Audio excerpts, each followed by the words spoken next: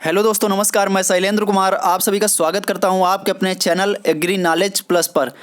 दोस्तों, आज काफ़ी मशक्क़त और आप लोगों की प्रेम की वजह से आज यूपी टीजीटी पीजीटी और एलटी ग्रेड की फर्स्ट क्लास आप लोगों के सम्मुख है। इस सीरीज का नाम रखा गया है अभ्यास सीरीज। दोस्तों, यदि पिछली बार की तरह आप लोगों का सहयोग मिला तो इस अभ्यास सीरीज को हम एक नए मुकाम तक लेकर जाएंगे। देखिए दोस्तों, किसी कक्षा को या क्लास को प्रारंभ करना कोई बड़ी बात नहीं होती है, लेकिन सबसे महत्व ये रखता है कि जो हम कंटेंट उपलब्ध करा रहे हैं वो एग्ज़ाम की दृष्टि से बिल्कुल उचित है या नहीं। तो इन सब चीज़ों को ध्यान में रखते हुए आज हम फर्स्ट क्लास लेकर आए हैं आप लोगों के सामने। आइए देखते हैं आज का मोटिवेशनल कोट्स। आज का मोटिवेशनल कोट्स है, एक माटी का दिया है, एक माटी का दिया है जो सारी रात अंधियारे से लड़ता है, जो सारी रात अंधियारे से लड़ता है। तू भगवान का दिया है, तू तो भगवान का दिया है, तू किस बात से डरता है। हथेली पर रखकर नसीब, हथेली पर रखकर नसीब, तू क्यों अपने मुकद्दर को ढूंढता है। सीख उस समंदर से, सीख उस समंदर से जो टकराने के लिए पत्थर ढूंढता है। दोस्तों, इसलिए हर चीज़ को अपने मुकद्दर पे नहीं छोड़ना चाहिए, बल्कि उसके लिए हमें संघर्ष करते रहना चाहिए। आइए देखते हैं पहला क्वेश्चन जो रहा आपकी स्क्रीन पर। मिश्रित कृषि का अर्थ है, ऑप्शन है इसके, फसलों उत्पादन व पशुपालन साथ साथ करना, विभिन्न ऋतुओं की दो या अधिक फसलें उगाना, एक ऋतु की दो या दो से अधिक फसलें साथ साथ उगाना, या उपरोक्त में से कोई नहीं। आप लोग बताएंगे इसका राइट आंसर क्या होगा। फिर हम चर्चा करेंगे मिश्रित यानी कि मिक्स्ड क्रॉपिंग, मिक्स्ड फार्मिंग इत्यादि के बारे में।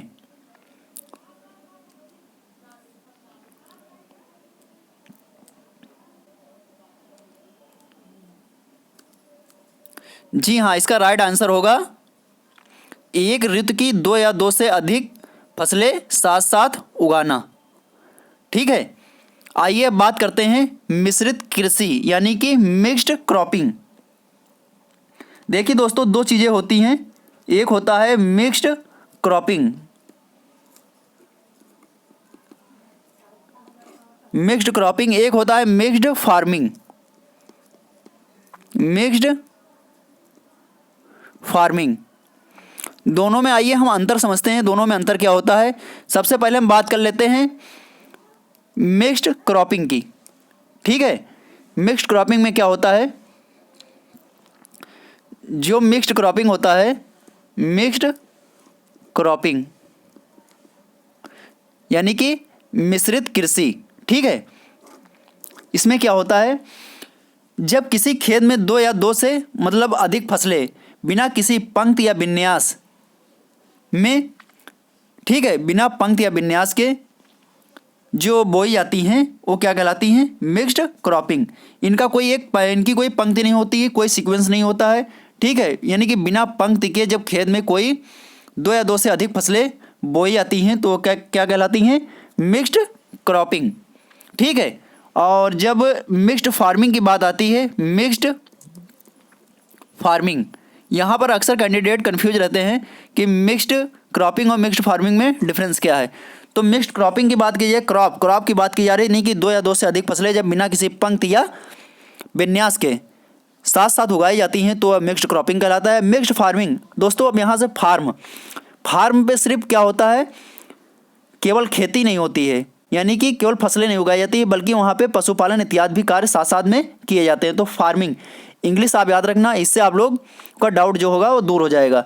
फार्मिंग का मतलब फार्म पे क्या होता है, खेती होती है और साथ साथ में पशुपालन इत्यादि की क्रियाएं भी संपन्न की जाती हैं। तो क्या हो जाएगा, मिक्स्ड फार्मिंग का मतलब जब खेती के साथ साथ यानी कि कृषि के साथ साथ पशुपालन इत्यादि क्रियाएं जब संपन्न होती हैं तो क्या कहलाता है, मिक्स्ड फार्मिंग कहलाता है। ठीक है दोस्तों, तो आप लोग मैं आशा करता हूँ समझ गए होंगे कि मिक्स्ड क्रॉपिंग क्या है और मिक्स्ड फार्मिंग क्या है। आइए आगे बढ़ते हैं और नेक्स्ट क्वेश्चन देखते हैं।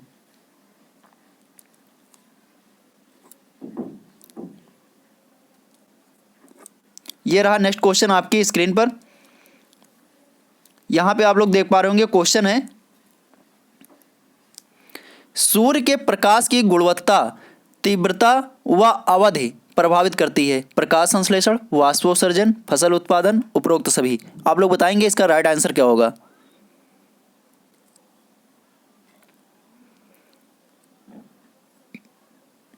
जी हाँ दोस्तों, इसका राइट आंसर होगा उपरोक्त सभी। ठीक है, क्या होगा? उपरोक्त सभी।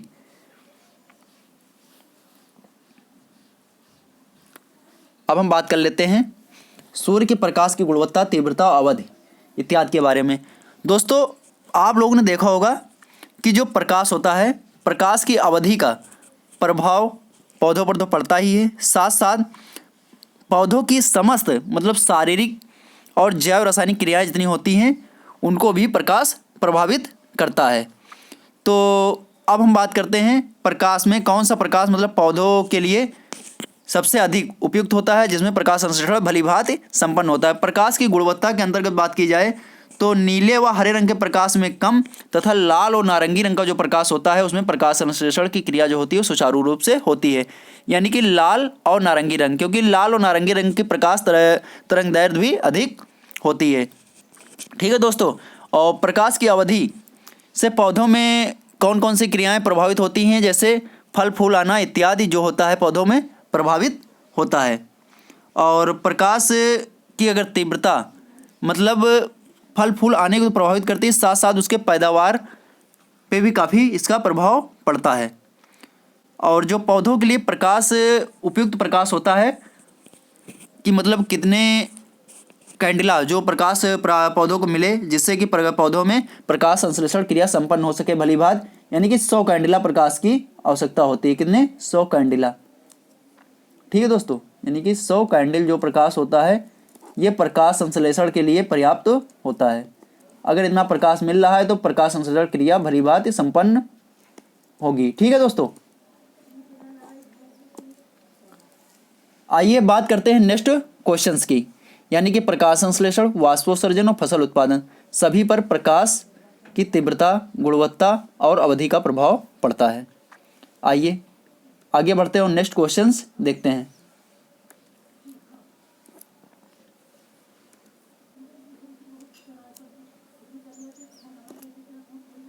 नेक्स्ट क्वेश्चन है आपके स्क्रीन पर, बहुत ही महत्वपूर्ण क्वेश्चन है।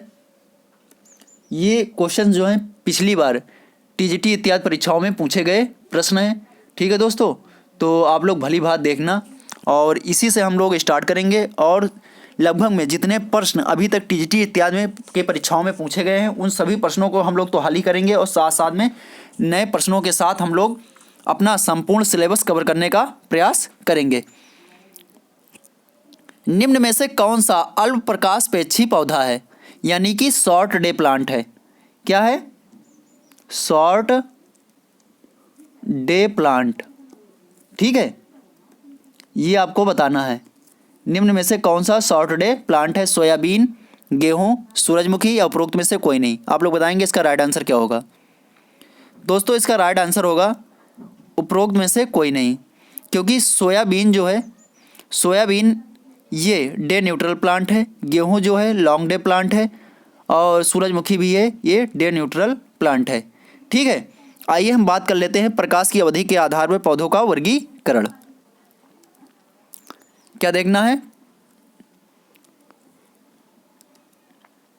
प्रकाश की अवधि के आधार पर पौधों का वर्गीकरण। प्रकाश की अवधि के आधार पे पौधों का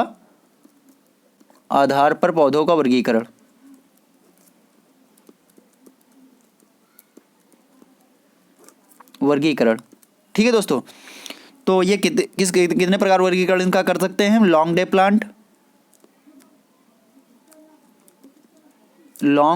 प्लांट। ठीक है, अगर आप लोग इनकी हिंदी लिखना चाहें तो लिख सकते हैं, इसे कहते हैं दीर्घ प्रकाश प्रेक्षी पौधे। ठीक है, सेकेंड शॉर्ट डे प्लांट।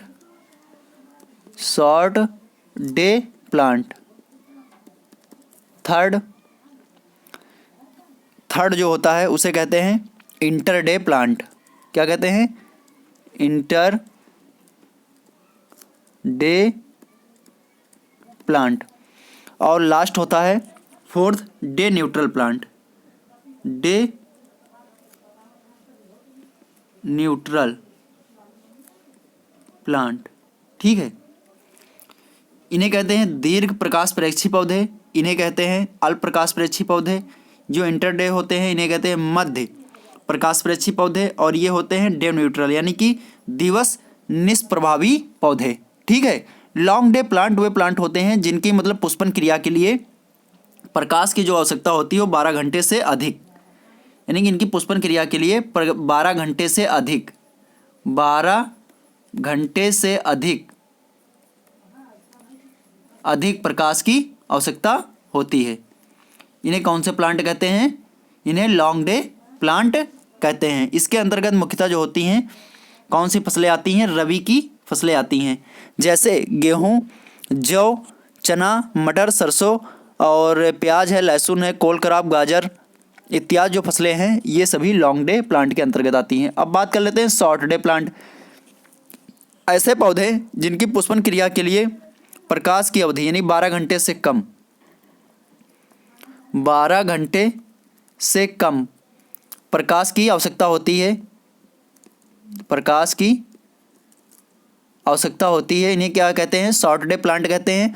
और इसके अंतर्गत मुख्य रूप से खरीफ की फसलें आती हैं, जैसे धान है, बाजरा है, ज्वार है। आप लोग एग्जाम्पल इसके नोट कर सकते हैं, बीन्स है, सलजम है, ठीक है, और अनानास, कॉफ़ी इत्यादि जो हैं ये शॉर्ट डे प्लांट के अंतर्गत आते हैं। इंटर डे प्लांट की बात कर लें, इसके अंतर्गत ऐसे पौधे आते हैं जिनको प्रकाश की लगभग में 13 घंटे प्रकाश की आवश्यकता होती है पुष्पन क्रिया के लिए। तो ये इसके अंतर्गत गन्ना, इसका एग्जाम्पल क्या है? गन्ना है। ठीक है, डे न्यूट्रल प्लांट की बात कर लें। डे न्यूट्रल प्लांट ऐसे होते हैं, इन्हें हिंदी में क्या कहते हैं? दिवस निष्प्रभावी पौधे। और ये ऐसे पौधे होते हैं जिनके ऊपर प्रकाश अवधि का कोई प्रभाव, पुष्पन क्रिया के लिए प्रकाश अवधि का कोई प्रभाव नहीं पड़ता है। इसके एग्जाम्पल हैं कपास है, सूरजमुखी है, बैंगन है, सोयाबीन है, पपीता है, मिर्च है, अमरूद है और कुकुरबिटेसी कुल की लगभग में सभी प्रजातियां इसी के अंतर्गत आती हैं। ठीक है दोस्तों, तो आप लोग समझ गए होंगे लॉन्ग डे प्लांट ऐसे पौधे होते हैं जिनकी पुष्पन क्रिया के लिए 12 घंटे से अधिक प्रकाश की आवश्यकता होती है। शॉर्ट डे प्लांट ऐसे होते हैं जिन्हें पुष्पन क्रिया के लिए 12 घंटे से कम प्रकाश की आवश्यकता होती है। और इंटर डे प्लांट ऐसे पौधे होते हैं जिनके पुष्पन क्रिया के लिए लगभग 13 घंटे प्रकाश की आवश्यकता होती है। इंटर डे न्यूट्रल प्लांट ऐसे प्लांट होते हैं जिन पर प्रकाश अवधि का कोई प्रभाव नहीं पड़ता, यानी कि पुष्पन क्रिया के लिए इन पर प्रकाश अवधि का कोई प्रभाव नहीं पड़ता है। इसके अंतर्गत सूरजमुखी, सोयाबीन, बैंगन, मिर्च, कपास इत्यादि जो है इसी के अंतर्गत आते हैं। आइए आगे बढ़ते हैं और नेक्स्ट देखते हैं।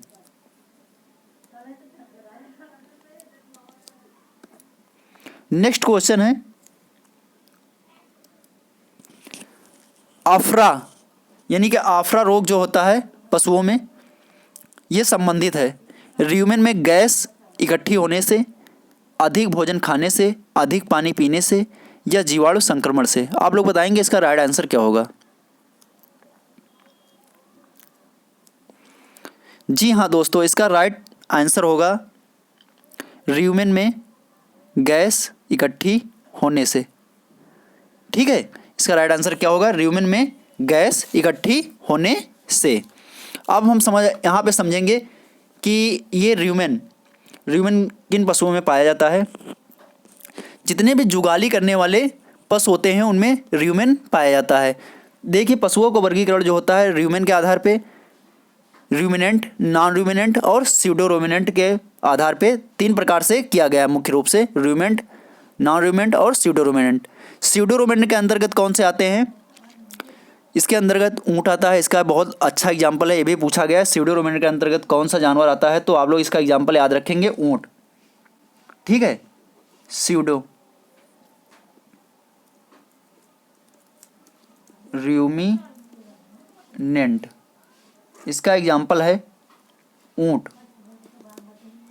ठीक है, और र्यूमेन के अंतर्गत, र्यूमिनेंट के अंतर्गत जैसे गाय है, भैंस है, ठीक है, ये सभी र्यूमिनेंट के अंतर्गत आती है। नॉन र्यूमिनेंट के अंतर्गत बात की जाए, नॉन र्यूमिनेंट ऐसे जानवर होते हैं इसके अंतर्गत जैसे घोड़ा, सुअर इत्यादि। ठीक है, ये जुगाली नहीं करते हैं। घोड़ा है, सुअर इत्यादि ये जुगाली नहीं करते हैं। गाय है, भैंस है, आप लोगों ने देखा होगा कि चारा खाने के बाद ये पशु क्या करते हैं, जुगाली करते हैं। ठीक है, यानी कि लोकल भाषा में कहा जाए जो पागुर करना होता है वो ये पशु करते हैं। तो इसमें क्या होता है, जुगाली करने वाले जो पशु होते हैं, तो अगर ये अधिक गीला चारा, यानी कि अधिक अगर ये गीला चारा अधिक मात्रा में खा लेंगे तो क्या होगा, उनके पेट में क्या होते हैं, कई गैसें बनने रिलीज होने लगती हैं। जुगाली करने वाले पशु होते हैं, अधिक गीला चारा खाने से उसके पेट में क्या होता है, दूषित गैसें जैसे कार्बन डाइऑक्साइड है, हाइड्रोजन है, सल्फाइड है, hydrogen sulphide, carbon dioxide, nitrogen, ammonia आदि गैसें एकत्रित होने लगती हैं। ठीक है, और उसका क्या होता है, जो पेट होता है, पेट में तनाव उत्पन्न हो जाता है जिससे पशु होता है बेचैन हो जाता है। और इंग्लिश में अफारा को क्या कहते हैं, टेम्पेनी कहते हैं। ठीक है, और र्यूमेन में हवा भरने से फेफड़ों पर अनावश्यक जो होता है दबाव बढ़ने लगता है जिससे कि पशु को श्वास प्रश्वास लेने में भी, क्रिया में भी इन्हें दिक्कत उत्पन्न होती है। ठीक है दोस्तों, तो आप लोग समझ गए होंगे कि रूमिनेंट होते हैं, नॉन रूमिनेंट होते हैं, स्यूडो रूमिनेंट होते हैं। स्यूडो रूमिनेंट का एग्जांपल ऊँट मैंने बता दिया है। रूमिनेंट गाय भैंस, और नॉन रूमिनेंट का जैसे घोड़ा है, सुअर इत्यादि जो होते हैं नॉन रूमिनेंट के अंतर्गत आते हैं। आइए आगे बढ़ते हैं और नेक्स्ट क्वेश्चन देखते हैं। काफ़ी इंपॉर्टेंट क्वेश्चन था, आप लोग ध्यान रखेंगे। नेक्स्ट क्वेश्चन है आपके सामने, 400 किलोग्राम भार वाली गाय के लिए प्रतिदिन शुष्क पदार्थ की आवश्यकता होती है।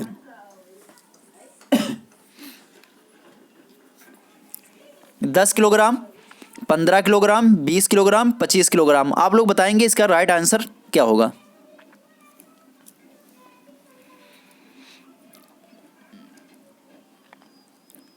जी हाँ, इसका राइट आंसर होगा 10 किलोग्राम। क्या होगा, 10 किलोग्राम। आइए यहाँ पे समझते हैं। जो गाय होती है इसके लिए शुष्क पदार्थ की मात्रा की आवश्यकता जो होती है 100 किलोग्राम पर 100 किलोग्राम शारीरिक भार, 100 किलोग्राम शारीरिक भार पर शुष्क पदार्थ की मात्रा की जो आवश्यकता होती है, शुष्क पदार्थ की मात्रा की आवश्यकता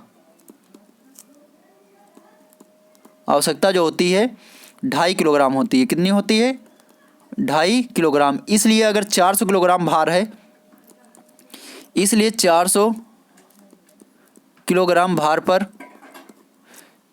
पर शुष्क पदार्थ की मात्रा की बात की जाए तो कितना हो जाएगा, ये 100 पे 2.5 तो 400 पे कितना हो जाएगा, 400 पे ये हो जाएगा 2.5 इंटू 4 इज इक्वल टू हो जाएगा 10 किलोग्राम। ठीक है, कितना हो जाएगा, 10 किलोग्राम। 100 पे 2.5 किलोग्राम है तो 400 पे 200 पे कितना हो जाएगा, 5, 300 पे 7.5 और 400 पे 10 किलोग्राम शुष्क पदार्थ की आवश्यकता होगी। आइए आगे बढ़ते हैं और नेक्स्ट क्वेश्चन देखते हैं। नेक्स्ट क्वेश्चन आपकी स्क्रीन पर आप लोगों ने देखा होगा, ये घाघ के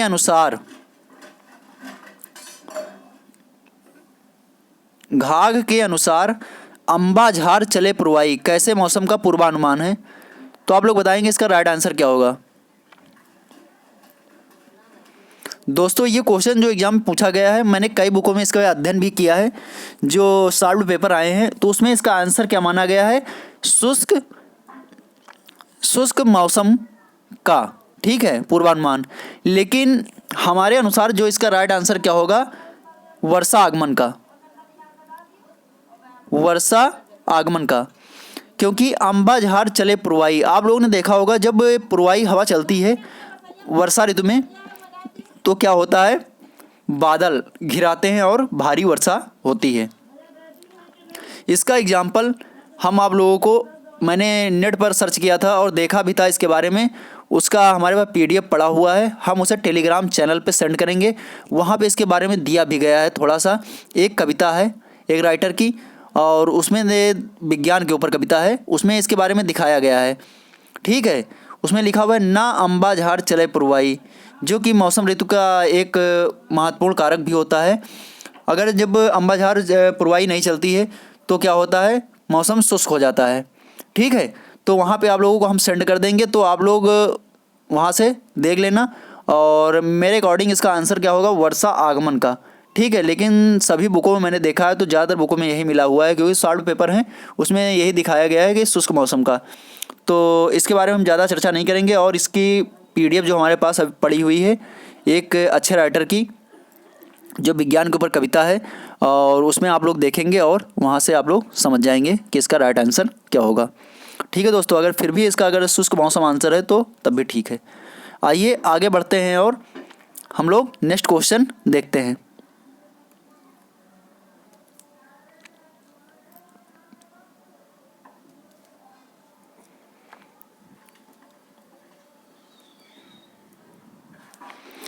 अभी खरीदी गई गाय अच्छी दुग्ध उत्पादक सिद्ध होगी यदि उसकी पतली त्वचा व कोड़ाकृतिक बनावट है, सुविकसित मुलायम अधिक क्षमता वाला आयन है, अधिक टेढ़ी मेढ़ी उभरी हुई दुग्ध सिराएं हैं। लास्ट है उपरोक्त सभी। तो आप लोग बताएंगे इसका राइट आंसर क्या होगा। दोस्तों ये सभी गुण हैं, यानी कि इसका राइट आंसर क्या होगा, उपरोक्त सभी। क्योंकि एक जो गाय है अभी खरीदी गई है और उसमें दुग्ध उत्पादक सिद्ध होगी, यानी दुग्ध उत्पादक गाय की ये सभी क्या है, क्वालिटी दी गई यहाँ पे। यानी कि जो 3 क्वालिटी हैं, तीनों क्वालिटी अच्छी दुग्ध उत्पादक गाय की हैं, इसलिए इसके सभी ऑप्शंस जो होंगे वो सही होंगे।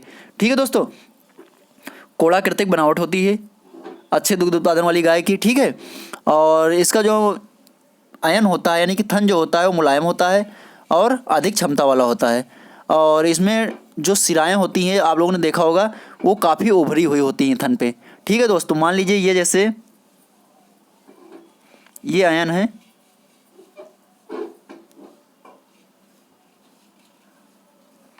तो इस पे ऐसे ऐसे सिराएं बनी होती हैं, ऐसे ऐसे, ये काफ़ी उभरी हुई आप लोगों को दिखेंगी, जो कि दूर से देखने पर ही स्पष्ट हो जाती हैं। ठीक है दोस्तों,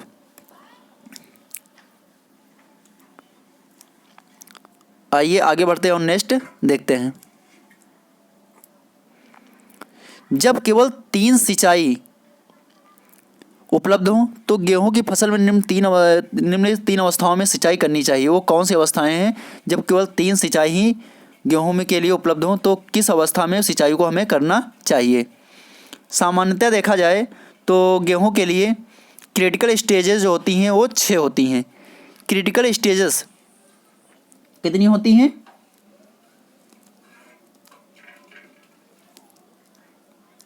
क्रिटिकल स्टेजेस जो होती हैं कितनी होती हैं, 6 इरिगेशन के लिए। ठीक है, इरिगेशन इन वीट। ठीक है, कितनी स्टेजेस होती हैं, 6 होती हैं। लेकिन यहाँ पे 3 की बात की गई है। यदि 3 सिंचाई सिर्फ उपलब्ध हो तो हमें किस किस स्टेज में सिंचाई करनी चाहिए। क्राउन जड़ निकलने के समय, गांठ बनने व दुग्ध बनने पर, क्राउन जड़ निकलने, कल्ले फोड़ने व बालियाँ निकलने, क्राउन जड़ निकलने, बालियाँ निकलने व दानों के कड़ा होने पर, तने में गांठ बनने, बालियाँ निकलने व दानों में कड़ा होने पर। आप लोग बताएंगे इसका राइट आंसर क्या होगा।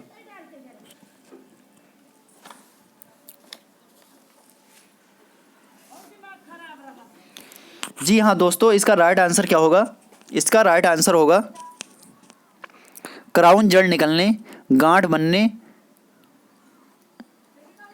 और दुग्ध बनने पर।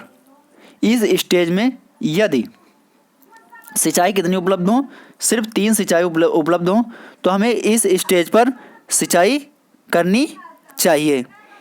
ठीक है, ये चीज़ आप लोग ध्यान रखेंगे। अब हम बात कर लेते हैं यहाँ पे,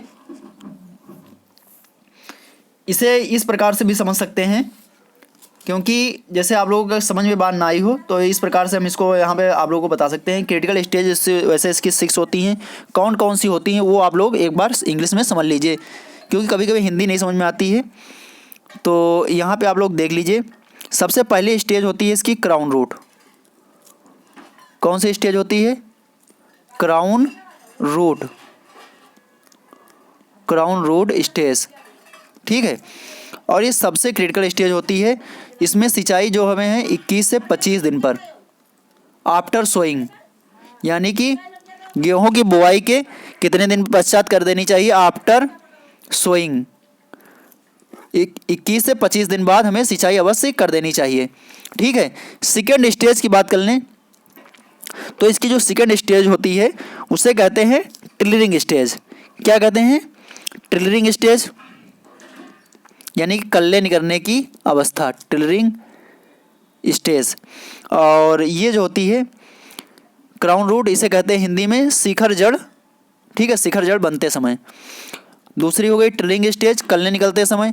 इसकी जो अवधि होती है सिंचाई की 40 से 45 दिन, 40 से 45 डेज, ठीक है, आफ्टर ये सोइंग, ठीक है। और थर्ड की बात करें तो इस स्टेज का नाम है late jointing, late jointing stage, jointing stage, गांठ बनने के समय, हिंदी में कहते हैं इसे गांठ बनने के समय या गांठ बनने पर, ठीक है। तो ये होती है 60 से 65 दिन आफ्टर सोइंग, ठीक है। अब बात करते हैं फोर्थ की, तो फोर्थ होती है फ्लावरिंग स्टेज, फ्लावरिंग स्टेज, ये होती है 80 से 90 दिन। उसके बाद आती है मिल्किंग, फिफ्थ नंबर पे मिल्किंग, मिल्किंग स्टेज, ये होती है 100 से 110 दिन। और फिर होती है दाना सख्त होते समय, डो स्टेज इसे कहते हैं, दाना कड़ा होते समय, डो स्टेज, DOUGS, ठीक है, डो स्टेज। ये कब होती है? 115 से 120 दिन, ठीक है। ये चीज़ आप लोग ध्यान रखेंगे। Crown root stage, tillering stage, late jointing stage, flowering stage, milking stage और डो स्टेज। कभी कभी ये स्टेजेस से पूछ लेता है, इसलिए आप लोग ध्यान रखेंगे। जब 3 सिंचाई उपलब्ध हों तो हमें क्राउन रूट स्टेज पे एक सिंचाई कर देनी चाहिए, दूसरी लेट ज्वाइंटिंग स्टेज और तीसरी जो होती है मिल्किंग स्टेज पे हमें सिंचाई कर देनी चाहिए। ओके, आइए आगे बढ़ते हैं और नेक्स्ट क्वेश्चन देखते हैं।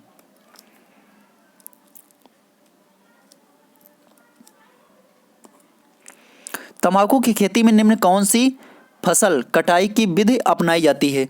आप लोग बताएंगे तंबाकू की जो खेती की जाती है उसमें कौन सी फसल कटाई की विधि अपनाई जाती है? कटिंग, रीपिंग, प्राइमिंग या पिकिंग? आप लोग बताएंगे इसका राइट आंसर क्या होगा।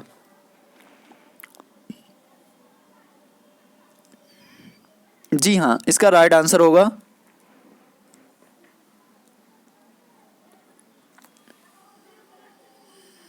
प्राइमिंग। क्या होगा? प्राइमिंग, ठीक है। प्राइमिंग क्या होता है इसके बारे में भी जानना हमें ज़रूरी है कि प्राइमिंग होता क्या है।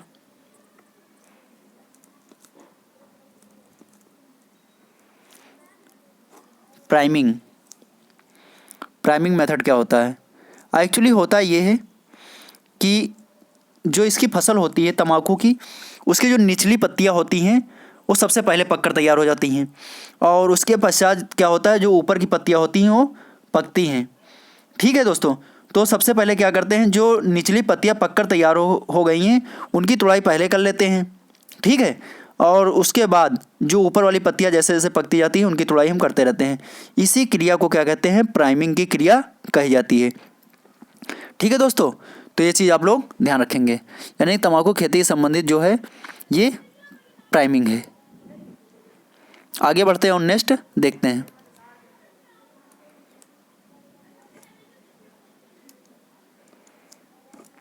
नेक्स्ट क्वेश्चन आपके स्क्रीन पर, गाय के निर्वाह के लिए प्रति 1000 किलोग्राम शारीरिक भार पर पाचनशील क्रूड प्रोटीन की आवश्यकता होती है? 0.70 किलोग्राम, 1.40 किलोग्राम, 2.10 किलोग्राम, 2.5 किलोग्राम? आप लोग बताएंगे इसका राइट आंसर क्या होगा। जी हाँ दोस्तों, इसका राइट आंसर होगा ए, 0.70 किलोग्राम, यानी कि 1000 किलोग्राम यदि शारीरिक भार है तो उसके अनुसार पाचनशील क्रूड प्रोटीन की आवश्यकता जो होती है गाय के लिए वो कितनी होती है, 0.70 kg। ये चीज़ आप लोग ध्यान रखेंगे, इम्पॉर्टेंट है। आइए आगे बढ़ते हैं और नेक्स्ट क्वेश्चंस देखते हैं। बहुत अधिक पोषण क्षमता वाली दलहनी फसल जिसमें 40% प्रोटीन व 20% तेल पाया जाता है वो कौन सी फसल है? इसमें से आप लोगों को बताना है, चना है, उड़द है, मूंग है, सोयाबीन है। आप लोग बताएंगे इसका राइट आंसर क्या होगा। काफ़ी एग्जामों में पूछा गया क्वेश्चन है, आप लोग इसका जवाब जल्दी से दीजिए। जी हाँ, इसका राइट आंसर क्या होगा,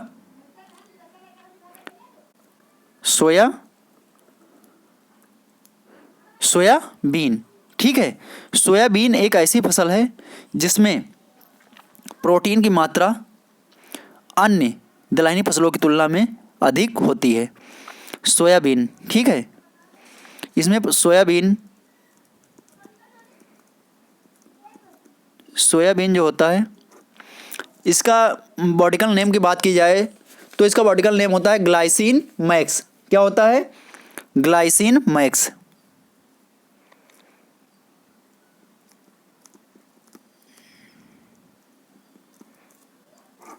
बॉटिकल नेम, ठीक है, ग्लाइसिन मैक्स है। और इसे फैमिली इसकी बात कर लें तो लेगुमिनेसी फेबेसी फैमिली तो आप लोगों को पता ही है। और इसे वंडर क्रॉप, उपनाम इसके क्या हैं, कभी कभी उपनाम भी पूछे जाते हैं। उपनाम इसे वंडर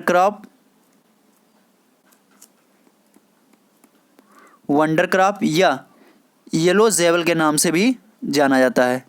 येलो जेवल, ठीक है, वंडर क्रॉप या येलो जेवल के नाम से भी इसे जाना जाता है।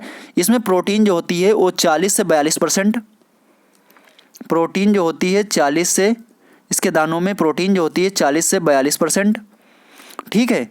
और वहीं तेल की बात करें यानी कि ऑयल की, तो ऑयल जो होता है इसमें 18 से 20% तक पाया जाता है। काफ़ी इम्पोर्टेंट है, ठीक है। और ये भारत में कहाँ से आई, ये चाइना से आई। और इसका उत्पत्ति स्थान की बात की जाए तो दक्षिणी पूर्वी एशिया इसका उत्पत्ति स्थान है, ठीक है। ये चीज़ भी आप लोग ध्यान रखेंगे। आइए इसी के साथ आगे बढ़ते हैं और नेक्स्ट क्वेश्चंस देखते हैं।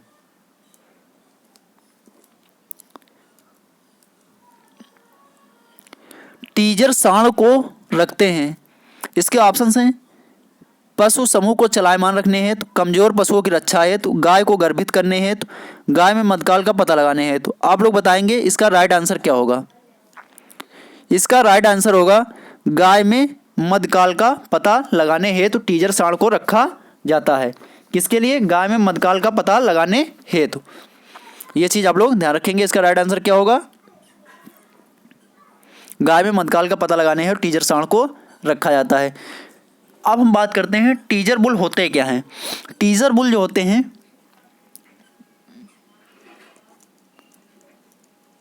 टीजर बुल जो होते हैं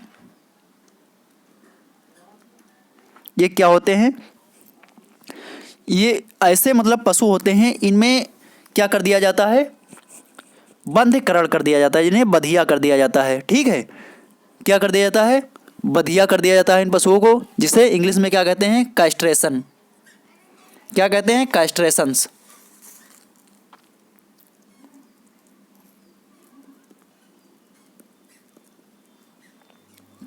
कैस्ट्रेशन यानी कि बधियाकरण, ठीक है। पशुओं को क्या कर दिया जाता है, बधिया कर दिया जाता है। इनमें क्या होता है, नर बधियाकरण क्या होता है, कुछ लोग अभी बधियाकरण भी नहीं जानते होंगे कि बधियाकरण क्या होता है। इसमें एक्चुअली होता क्या है, जो नर पशु होते हैं उनके वृषण यानी कि टेस्टिस को क्या किया जाता है, या फिर निकाल लिया जाता है या उन्हें निष्क्रिय कर दिया जाता है। बधियाकरण में क्या होता है, कैस्ट्रेशन प्रोसेस में जो टेस्टिस होते हैं पशुओं के उन्हें तो निकाल लिया जाता है या फिर उन्हें निष्क्रिय कर दिया जाता है, ठीक है।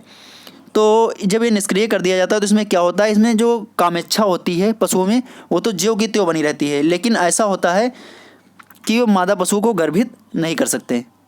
क्यों नहीं कर सकते हैं, आइए इसके बारे में समझते हैं। क्योंकि जो शुक्राणु को जो निर्माण होता है वो कहाँ पे होता है? टेस्टिस में होता है। जब टेस्टिस से निष्क्रिय हो जाएंगे तो शुक्राणु का निर्माण तो हो ही नहीं पाएगा, जिससे कि क्या हो जाएगा, जब शुक्राणु का निर्माण नहीं होगा तो वो पशु को गर्भित यानी कि गाय को गर्भित नहीं कर सकते हैं। ऐसा इसमें होता क्या है और कुछ समझ लीजिए। इन पशुओं में क्या होता है, नसबंदी के द्वारा रक्त वाहिकाओं एवं नाड़ियों को नहीं काटा जाता है। अगर आप लोगों को ऐसा लग रहा होगा कि इसकी जो नसबंदी के दौरान क्या किया जाता है, रक्त वाहिकाएँ हैं या नाड़ी जो होती हैं, ठीक है, उनको काट दिया जाता है, तो ऐसा कुछ नहीं होता है। इसमें क्या होता है, इनकी जो शुक्र वाहिकाएँ होती हैं, शुक्र वाहिकाओं को काट दिया जाता है, ठीक है, या फिर टेस्टिस निकाल लिया जाता है, या फिर निष्क्रिय करने के लिए क्या कर दिया जाता है, शुक्र वाहिकाएँ जो होती हैं जिनके द्वारा शुक्राणु आते हैं, ठीक है, उनको ही काट कर उन्हें बांध दिया जाता है। यही प्रक्रिया होती है पशुओं में बंधीकरण की या कैस्ट्रेशन की या बधियाकरण की। ओके, तो ऐसे पशुओं को टीजर साँड़ कहा जाता है। इन साँड़ों को टीजर साँड़ कहा जाता है और इनका प्रयोग गाय में मध्यकाल का पता लगाने के लिए, हेटिंग पीरियड का पता लगाने के लिए किया जाता है, ठीक है। और अब यहीं पे हम एक महत्वपूर्ण बात ये भी आप लोगों को बता दे रहे हैं, जिस प्रकार पशुओं में होता है उसी प्रकार पक्षियों में भी होता है। पक्षियों में बर्ड्स जो होते हैं, पक्षियों में बधियाकरण,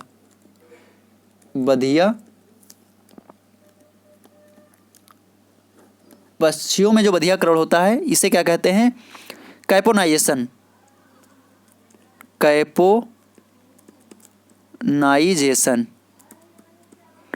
ठीक है, ये प्रक्रिया होती है कैपोनाइजेशन की पक्षियों में, ठीक है। और जो बंध पक्षी होते हैं यानी कि बधियाकरण पक्षी होते हैं उन्हें क्या कहते हैं, कैपन कहते हैं। बंध पक्षी, ठीक है, यानी कि बधियाकरण पक्षी जो होते हैं उन्हें कैपन कहा जाता है, कैपन कहा जाता है, ठीक है। प्रक्रिया होती है कैपोनाइजेशन की और कहा क्या जाता है इन्हें, पक्षियों को, जो बधियाकरण पक्षी होते हैं उनको कैपन कहा जाता है, ठीक है दोस्तों। आइए इसी के साथ आगे बढ़ते हैं और नेक्स्ट देखते हैं। नेक्स्ट क्वेश्चन है, निम्न में कौन सा कृमिनाशक पदार्थ है, सोडियम सल्फेट, कॉपर सल्फेट या फिर अमोनियम क्लोराइड या फिनॉल? आप लोग बताएंगे इसका राइट आंसर क्या होगा। फिनॉल तो आप लोगों को पता है कि क्या है, जीवाणुनाशक है, ठीक है। अब बात कर लेते हैं इसका राइट आंसर की। तो इसका राइट आंसर दोस्तों होगा कॉपर सल्फेट। क्या होगा, कॉपर सल्फेट। कॉपर सल्फेट का ही प्रयोग कृमिनाशक के रूप में पशुओं में किया जाता है, ठीक है। एक्चुअली क्या होता है, कृमिनाशक वैसे भी जो वर्षा ऋतु होती है, वर्षा ऋतु के बाद पशुओं को कृमिनाशक अवश्य दे दिए जाना चाहिए। क्योंकि ऐसा होता है कि पशु में जो कृमि होती हैं जब अधिक बढ़ जाती है पेट में, तो क्या होता है, जो चारा यानी कि जो पोषक पदार्थ प्राप्त होते हैं वो पशुओं को प्राप्त नहीं होते हैं, वो कृमियाँ ही उनको एब्जॉर्ब कर लेती हैं, जिससे कि पशु बीमार होने का खतरा बना रहता है, पशु कमज़ोर हो जाता है और कभी कभी अगर ज़्यादा प्रकोप हो जाता है कृमियों का तो पशु की डेथ भी हो जाती है, ठीक है। इसलिए कृमिनाशक का प्रयोग किया जाता है। वैसे साल में डॉक्टर जो सिफारिश करते हैं कम से कम 2 बार पशुओं को दिया जाना चाहिए 6-6 महीने पे, और अगर संभव नहीं है तो 1 बार वर्षा ऋतु के बाद पशुओं को अवश्य कृमिनाशक दिया जाना चाहिए, ठीक है। जिस प्रकार हम लोग एल्बेंडाजोल का इस्तेमाल करते हैं उसी प्रकार पशुओं में कृमिनाशक होता है कॉपर सल्फेट, ठीक है। ये चीज़ भी आप लोग ध्यान रखेंगे। आइए आगे बढ़ते हैं और नेक्स्ट क्वेश्चंस देखते हैं। नेक्स्ट क्वेश्चन आपकी स्क्रीन पर, निम्न में कौन सी गाय की संकर नस्ल है, जर्सी, ब्राउन स्विस, करन स्विस, होल्स्टीन? आप लोग बताएंगे इसका राइट आंसर क्या होगा। संकर नस्ल की बात की गई है दोस्तों, ये चीज़ आप लोग ध्यान रखेंगे। तो इसका राइट आंसर होगा करन स्विस। क्या होगा, करन स्विस। करन स्विस नस्ल जो थी ये किसके क्रॉस से बनी है, ये साहीवाल भारतीय नस्ल थी। साहीवाल का क्रॉस किससे कराया गया था, ये अमेरिकन एक नस्ल थी, अमेरिकन सांड जो था बुल, वो था ब्राउन स्विस।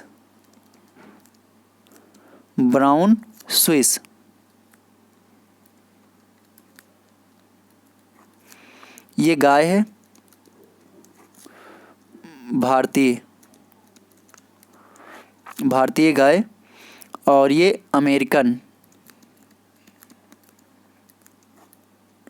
सांड है। अमेरिकन सांड के हिमीकृत वीर्य से इसका जो ये उत्पन्न की गई थी, कहाँ पे? एनडीडीबी के द्वारा,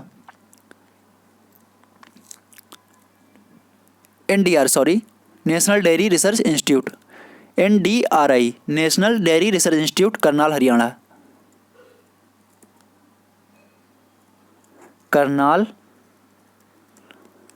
हरियाणा में ये सबसे पहले विकसित की गई थी। ठीक है, ये चीज़ आप लोग ध्यान रखेंगे। और इसका नाम क्या है? करण स्विस है, ये भी आप लोग ध्यान रखेंगे। आइए इसी के साथ आगे बढ़ते हैं। NDRI में विकसित की गई भारतीय साहिवाल गाय और अमेरिकन सांड ब्राउन स्विस के द्वारा, इसीलिए इसका नाम है करण स्विस, और NDRI Karnal Haryana, national dairy research institute. Okay, आइए इसी के साथ आगे बढ़ते हैं और नेक्स्ट देखते हैं। गेहूं की फसल में मंडूसी या गेहूंसा या खरपतवार के नियंत्रण के लिए प्रयोग किए जाने वाले खरपतवार नाशी है। गेहूं का मामा गेहूंसा, या जिसे क्या कहते हैं, जो गेहूं का मामा गेहूंसा, मंडूसी, और इंग्लिश में से बॉटिकल नेम इसका क्या है? फैलेरिस माइनर,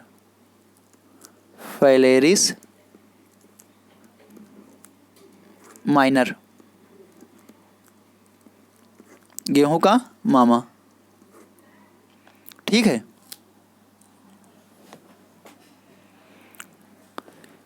गेहूं का मामा। तो यहाँ पे हम आप लोगों को बताना चाहते हैं एक्चुअली होता क्या है। यहाँ पे 1 मिनट दोस्तों बता रहे हैं आप लोगों को हम। आइसोप्यूट्रान किसका प्रयोग किया जाता है? आइसोप्यूट्रान का। आइसोप्यूट्रान के अलावा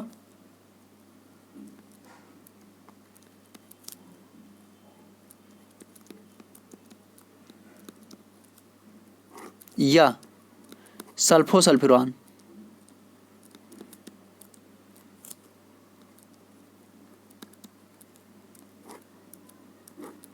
आइसोप्यूट्रान, सल्फोसल्फ्यूरान। ठीक है, इनका प्रयोग जो होता है किसके लिए किया जाता है? गेहूं के मामा मंडूसी, गेहूं का मामा मंडूसी, ठीक है, या फैलेरिस माइनर के लिए इसका प्रयोग किया जाता है।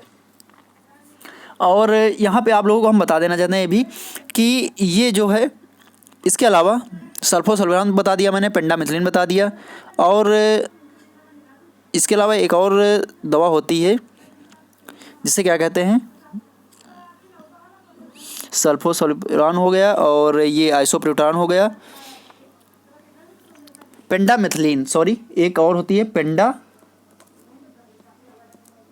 पेंडामिथिलिन। इसका भी प्रयोग खरपतवार नियंत्रण के लिए यानी कि गेहूं में किया जाता है। ठीक है, और ये सब लगभग में, और 2,4-D चौड़ी पत्ती वाले खरपतवार के लिए 2,4-D sodium salt, 2,4-D sodium salt, इसका प्रयोग चौड़ी पत्ती वाले गेहूं में खरपतवार नाशक के रूप में किया जाता है। चौड़ी पत्ती वाले खरपतवार कौन कौन से होते हैं? जैसे चटरी मटरी है, ठीक है, जिसे लैथरम स्पीसीज के नाम से भी जाना जाता है, और इसके अलावा मिलीलोटस अल्बा जिसे सेंजी कहते हैं, और बथुआ चिनोपोडियम एल्बम इत्यादि जो होते हैं चौड़ी पत्ती वाले खरपतवार होते हैं, और इनके नियंत्रण के लिए 2,4-D का इस्तेमाल किया जाता है। जबकि गेहूं के मामा के नियंत्रण के लिए किसका प्रयोग किया जाता है? आइसोप्यूट्रान, सल्फोसल्फ्यूरान या पेंडामिथिलिन इत्यादि का प्रयोग किया जाता है। ठीक है, आइए दोस्तों आगे बढ़ते हैं। पेंडामिथिलिन का प्रयोग जो होता है वो गेहूं की बुआई के बाद 24 घंटे के अंदर ही कर देना चाहिए। बाकी जो होती हैं ये आइसोप्यूट्रान है, सल्फोसल्फ्यूरान है इत्यादि का प्रयोग कब किया जाता है? जो खरपतवार उगने के बाद 25 से 30 दिन के अंतराल पर इनका प्रयोग किया जाता है। आइए आगे बढ़ते हैं और नेक्स्ट क्वेश्चन देखते हैं। नेक्स्ट क्वेश्चन आपके स्क्रीन पर, गाय के दुग्ध दोहन की सर्वोत्तम विधि है पानी से भीगे हुए हाथ द्वारा, तेल से भीगे हुए हाथ द्वारा, दुग्ध के झागों से भीगे हुए हाथ द्वारा, सूखे हाथ द्वारा। आप लोग बताएंगे इसका राइट आंसर क्या होगा। जी हाँ दोस्तों, इसका राइट आंसर होगा दुग्ध के झाग से भीगे हुए हाथ द्वारा। पशुओं के दोहन के समय दोस्तों, वैसे हमारे क्षेत्र में जब पशुओं का मतलब दुग्ध दोहन किया जाता है तो उसमें लोग हाथों में क्या लगा लेते हैं, जैसे आप लोग फेना, दूध का जो क्या होता है, दूध का फेना हाथों में लगाया जाता है। ठीक है, उंगलियों पर हाथों में लगा लिया जाता है, हाथों पर लगाया जाता है, जिससे क्या होता है, जो थन होते हैं वो चिकने हो जाते हैं, थन चिकने हो जाते हैं, थन चिकने हो जाते हैं और दुग्ध दोहन आसान हो जाता है, दुग्ध दोहन आसान हो जाता है और थनों के फटने का डर भी नहीं रहता है, जो उसमें दरारें पड़ जाती हैं इत्यादि जो होता है उसका भी खतरा थनों में नहीं होता है। आइए दोस्तों इसी के साथ आगे बढ़ते हैं, क्योंकि ठंडियों में आप लोगों ने देखा होगा कि थन अक्सर बहुत शुष्क हो जाते हैं, क्योंकि नमी बहुत कम हो जाती है जिससे कि थन शुष्क हो जाते हैं।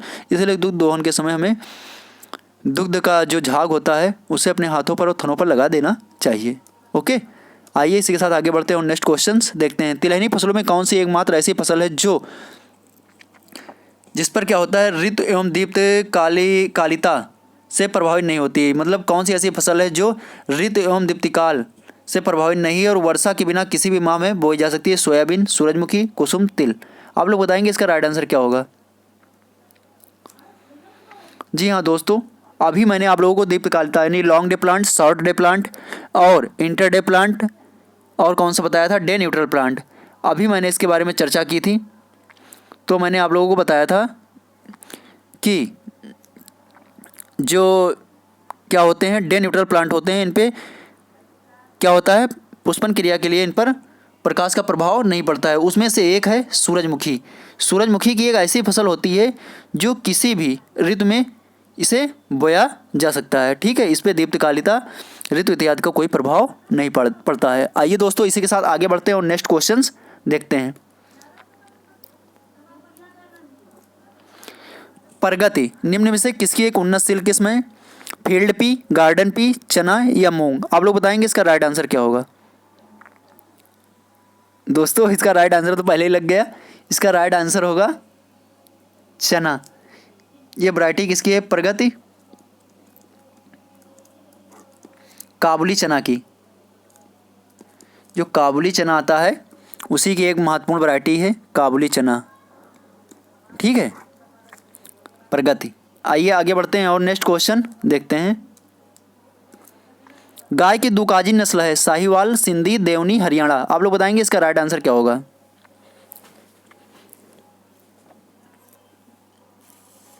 जी हाँ, इसका राइट आंसर होगा हरियाणा।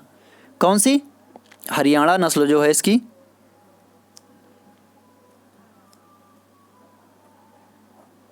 हरियाणा नस्ल जो है ये द्विकाजी नस्ल है। गाय की कौन सी नस्ल है, द्विकाजी नस्ल है। और साहिवाल, सिंधी और हरियाणा की बात की जाए तो ये गाय की कौन सी नस्लें हैं, ये दुधारू नस्लें हैं। ठीक है, ये चीज़ आप लोग ध्यान रखेंगे। गाय की दुधारू नस्लें साहिवाल, सिंधी, हरियाणा और देवनी। और इसके अलावा बात की जाए इसकी तो गाय की दुधारू नस्लें साहिवाल, सिंधी, देवनी और दुकाजी नस्ल हरियाणा है। दुकाजी नस्लें वे नस्लें होती हैं जिनका प्रयोग दुग्ध दोहन, दुग्ध के लिए, दुग्ध उत्पादन के लिए और साथ साथ में किसके लिए, भार ढोने के लिए प्रयोग किया जाता है। उन्हें क्या कहते हैं, द्विकाजी नस्लें कहते हैं। आइए आप लोगों को हम बताते हैं यहाँ पे दुधारू नस्लें कौन कौन सी हैं, क्योंकि कई बार परीक्षाओं में पूछा गया है। दुधारू नस्लें गाय की, ठीक है। सबसे पहले साहिवाल, सिंधी, ये सभी कुबर वाली होती हैं, ठीक है। कुबर वाली जो नस्लें हैं गाय की, साहिवाल है, सिंधी है, और इसके अलावा देवनी, ठीक है, और गिर।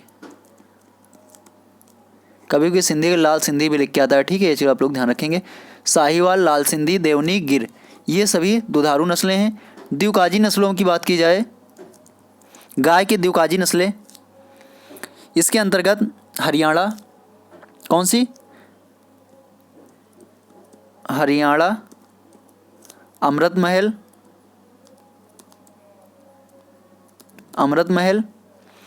हरियाणा हो गई, अमृत महल हो गई, नागौर,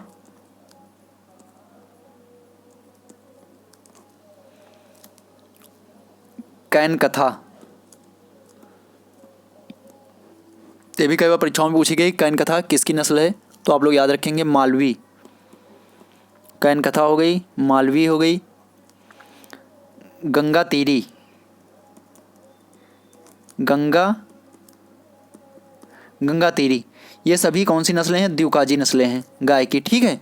इसके अलावा बात की जाए, यानी कि इन्हें भारवाहक के रूप में और किसके रूप में, दुग्ध के उत्पादन के रूप में, दोनों की तरह से इनका प्रयोग किया जाता है, इसलिए इन्हें द्विप्रयोजनीय या द्विकाजी नस्लें कहा जाता है, ठीक है।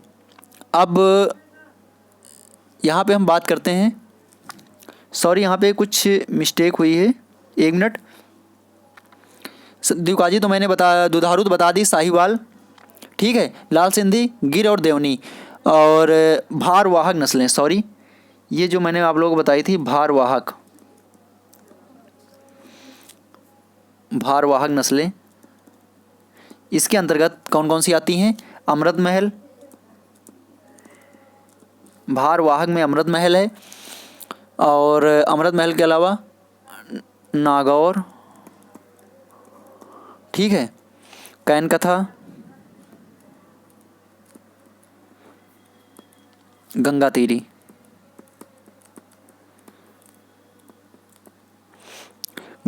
ठीक है, और होलकर भी इसी के अंतर्गत आती है। इसके अलावा द्विप्रयोजनीय, अभी जो हम बता रहे थे, डुअल पर्पज के लिए जो प्रयोग की जाती हैं, द्विप्रयोजनीय नस्लें जो होती हैं, द्विप्रयोजनीय नस्लें हरियाणा, थारपारकर,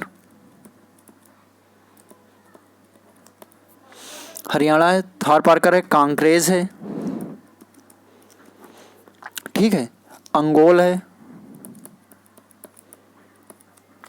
इसके अलावा मेवाती, ये जो होती हैं डुअल पर्पज के लिए प्रयोग की जाती हैं, ठीक है। और इसके अंदर राठी भी आती है, एक और होती है कृष्णा घाटी करके होती है, एक निमाड़ी हैं, इत्यादि जो होती हैं द्विप्रयोजनीय है। अमृत महल, नागौर, कैन कथा, गंगा तीरी, ये सभी भारवाहक नस्लें हैं, ठीक है। ये चीज़ आप लोग ध्यान रखेंगे। आइए इसी के साथ आगे बढ़ते हैं और नेक्स्ट क्वेश्चन देखते हैं, कई बार एग्जामों में पूछे गए हैं। अपरिच्छित युवा सांड छांटने का एकमात्र सर्वोत्तम आधार है वंशावली, बनावट, आकार या नस्ल। आप लोग बताएंगे इसका राइट आंसर क्या होगा। दोस्तों इसका राइट आंसर क्या होगा, नस्ल। अपरिच्छित के आधार पर, अगर अपरिच्छित युवा सांड छांटने का एकमात्र सर्वोत्तम आधार है नस्ल। नस्ल के आधार पर बिना परीक्षण के हम सांडों को छांट सकते हैं। आइए आगे बढ़ते हैं और नेक्स्ट देखते हैं।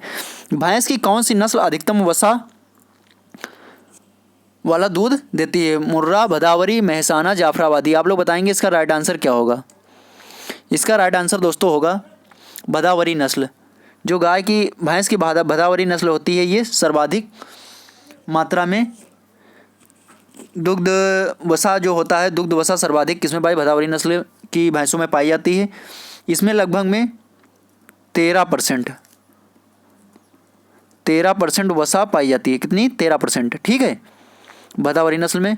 और मुर्रा नस्ल की बात की जाए तो इसमें करीब में 7% तक वसा पाई जाती है। और जाफराबादी की बात करें तो इसमें जो होता है 9 से 10% तक वसा पाई जाती है, फैट। ओके, आइए आगे बढ़ते हैं और नेक्स्ट क्वेश्चंस देखते हैं। दुग्ध ज्वर में गाय का तापक्रम होता है सामान्य, सामान्य से अधिक, सामान्य से कम या विषम। आप लोग बताएंगे, मतलब घटता बढ़ता रहता है। आप लोग बताएंगे इसका राइट आंसर क्या है। दोस्तों इसका राइट आंसर होगा सामान्य से कम। जो मिल्क फीवर आता है, मिल्क फीवर में क्या होता है, गाय का टेम्परेचर जो होता है वो सामान्य से कम हो जाता है। ठीक है दोस्तों, ये चीज़ आप लोग ध्यान रखेंगे। आइए इसी के साथ आगे बढ़ते हैं और नेक्स्ट देखते हैं। गाय के दुग्ध का अपेक्षित घनत्व होता है 1.012, 1.020, 1.028 और 1.030। आप लोग बताएंगे इसका राइट आंसर क्या होगा। दोस्तों इसका राइट आंसर होगा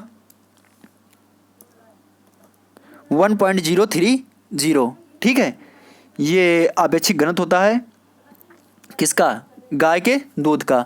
अब अपेक्षित घनत्व ज्ञात करने के लिए, गाय का जो अपेक्षित घनत्व होता है इसे ज्ञात करने के लिए किसका प्रयोग किया जाता है, किस यंत्र का प्रयोग किया जाता है अपेक्षित घनत्व ज्ञात करने के लिए। लैक्टोमीटर। अपेक्षित घनत्व, लैक्टोमीटर, लैक्टोमीटर का प्रयोग किया जाता है। और वसा की मात्रा के लिए, वसा की मात्रा के लिए ब्यूटारोमीटर,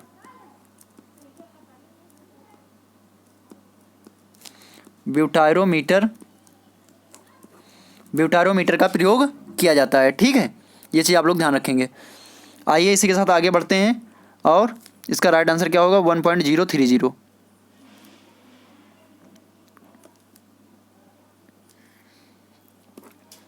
धान की फसल में जिंक की कमी से कौन सा रोग होता है, गिरोही, कंडुआ, अंगमारी, खैरा। ये तो बहुत ही कॉमन प्रश्न है, ये तो आप लोगों को पता ही होगा, खैरा।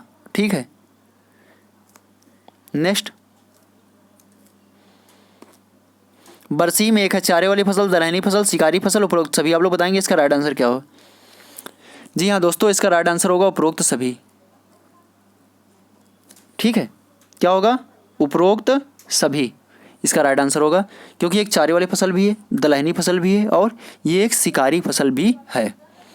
ठीक है, आइए, शिकारी फसल मतलब ऐसी फसल होती है जो क्या करती है, विभिन्न प्रकार के कीटों को अपनी ओर आकर्षित करती है। आइए आगे बढ़ते हैं और नेक्स्ट देखते हैं। फ्लैक्स, ये आप लोगों का आज का प्रश्न है। ठीक है, इसका जवाब आप लोग कमेंट बॉक्स में देंगे। ये आप लोगों के लिए आज का प्रश्न है, इसका जवाब आप लोग कमेंट बॉक्स में देंगे। आज का प्रश्न, जवाब कमेंट बॉक्स में। ठीक है, और इसके बारे में आप लोगों को नेक्स्ट क्लास में बताया जाएगा। ठीक है दोस्तों, आज के सेशन में यहीं तक। यदि आप लोगों को क्लास पसंद आई हो तो कृपया दोस्तों इसे ज़्यादा से ज़्यादा लाइक करना और अपने दोस्तों को शेयर करना, क्योंकि आप लोगों का ही मोटिवेशन है। अगर आप लोगों का मोटिवेशन हमें प्राप्त होता रहा तो हम आगे क्लासें बेहतर से बेहतर ढंग से प्रस्तुत करने का प्रयास करेंगे। ठीक है दोस्तों, तो आज के सेशन में यहीं तक। Thank you, thanks for watching. हमारे चैनल को कृपया लाइक कीजिए और सब्सक्राइब कीजिए। Thank you.